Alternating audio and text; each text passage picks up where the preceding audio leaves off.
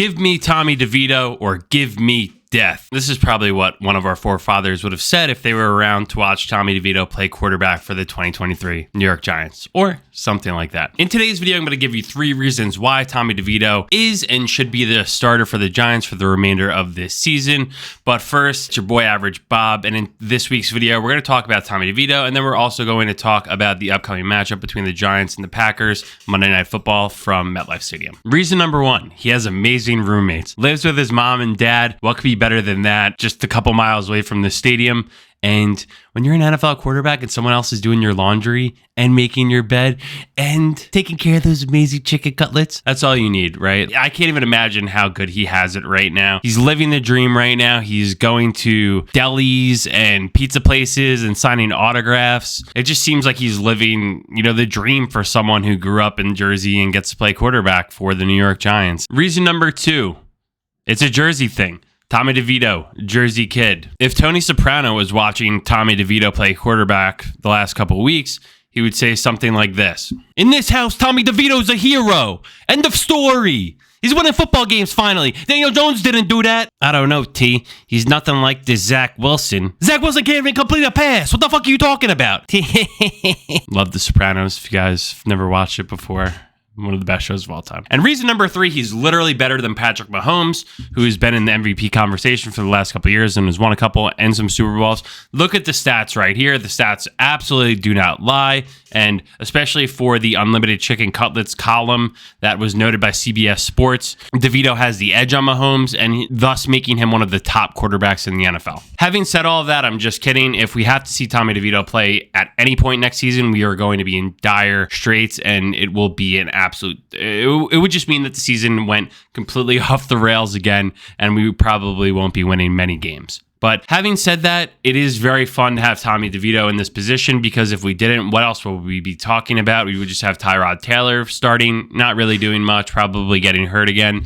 And we do have a fun story going on throughout this year, even though the season technically is still alive. If some teams lose and the Giants somehow continue to win, there could be a meaningful game versus the Eagles on Christmas Day, which would be awesome. But again, the Eagles would just thrash us like they've done, the last decade. So, but it would be fun regardless. But anyway, let's just enjoy having Tommy DeVito as our quarterback for the rest of this season, because it is fun. It's a local guy getting to live their dream, and what's cooler than that? Moving into this Monday Night Football matchup, this could be where the DeVito train stops rolling.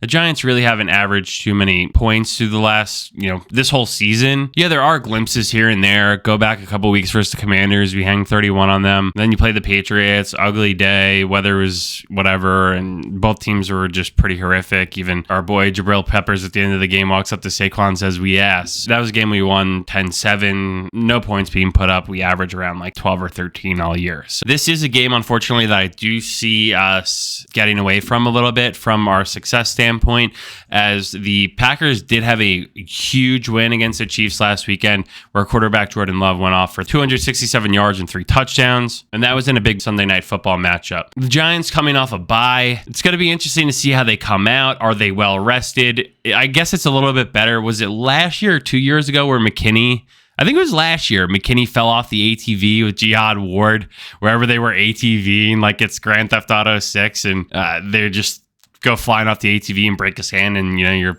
one of your top secondary guys is gone for half a season. So I'm glad we didn't get any of that coming out during the bye week, which was a success.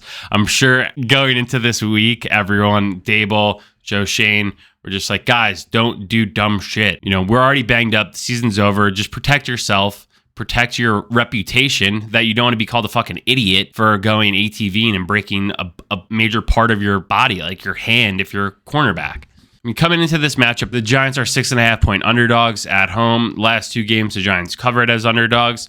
It's going to be tough, because if the Packers can continue to light up the scoreboard like they did a week ago against the Chiefs, which you have to put up points to beat the Chiefs. So I don't know, maybe their mentality will be shifted slightly, knowing that they're playing a team that can't score points. Maybe they'll be focused on a more rushing heavy attack instead of going to the air to the likes of like Christian Watson, the other guy, Reed, who's been playing pretty good recently. But again, the Giants have covered in their last 2 games. We'll count the bye week as a cover too, so last 3 games. No, I'm just kidding. That's against the Commanders and the Patriots, who are really bottom of the barrel outside of the Panthers. What does that really tell us? It was fun a couple weeks. I think we come back to reality this week. I don't think the Giants get it done. I don't know. It's just going to be interesting to see, can the Giants actually score and put up points?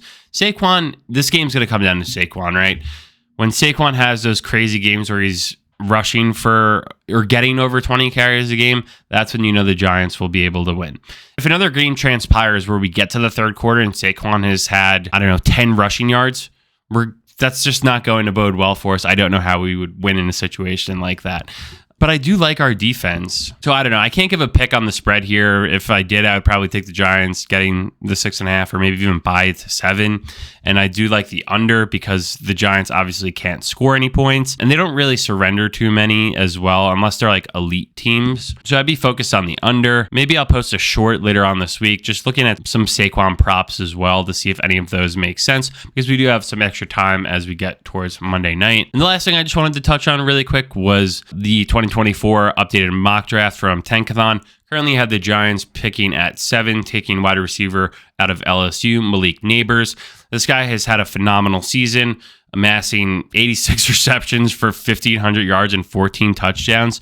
Pretty outrageous stats. And you're looking at, he has had a quarterback, Jalen Daniels, who is the odds-on favorite significantly to win the Heisman this year. So they did have an NCAA football type season where they were putting up crazy stats and running up the score on teams that they should beat. Like, I think Jalen Daniels had like 8 touchdowns versus Georgia Southern or someone crappy. Regardless, besides the point, Malik Neighbors is around 6 foot, 200 pounds. It would look very sexy having him in the offense. A top 10 pick, a wide receiver. I don't know if that's the move though. I think one glaring weakness that we've saw that ruined the whole season so far this year was that the offensive line was absolute dog shit and guys were hurt. So I think Evan Neal can't be trusted right now because he's played so bad. I'm not opposed to taking an offensive tackle again this year, whether it's Olu Fashanu or Joe Alt or or JC Latham, even though I think Alabama's O-line was kind of trash and we just took Evan Neal from Alabama and he sucks ass. So I don't know if I'm trusting an Alabama offensive lineman at this point, just from what I've seen myself with my own eyes. I don't care about combine and all that shit and how many times this guy benched 225. They just don't look good and they haven't panned out in the NFL. And I always would freaking hate when people would be like, just make the tackle a guard, make the tackle a guard. If you haven't played guard your whole life, just because you go from tackle to guard doesn't mean you're going to be a good guard. It's a completely different position. Not many people were able to do it. So kudos to guys like Rich Seibert and Dave Deal that were able to do that and mix and match and have very successful Giants careers playing anywhere and being versatile. Guys today probably have a little bit too much ego and aren't athletic enough to play both positions. So to say Evan Neal, who sucks at right tackle, is going to be good at left guard or right guard is a bit of a stretch for myself at this point. But it's yet to be seen. But if we are up there, I need an offensive lineman again. We have to figure this out and be done with it and solidify it, because once that's done, then we could really figure out everything else and how we want to build moving forward from a quarterback position and everything else. I can't go into another season next year where we're have to throw the ball in less than 2 seconds and throw 6-yard passes, because if that's the point, then a guy like Malik Neighbors doesn't even matter. Anyway, let me know what you guys think for the upcoming matchup for the Giants versus the Packers at MetLife Stadium Monday night. I'll post a short on probably closer to the game about maybe some Saquon props that I'm liking. So stay tuned and come back for that. Anyway, have a great rest of your week, y'all.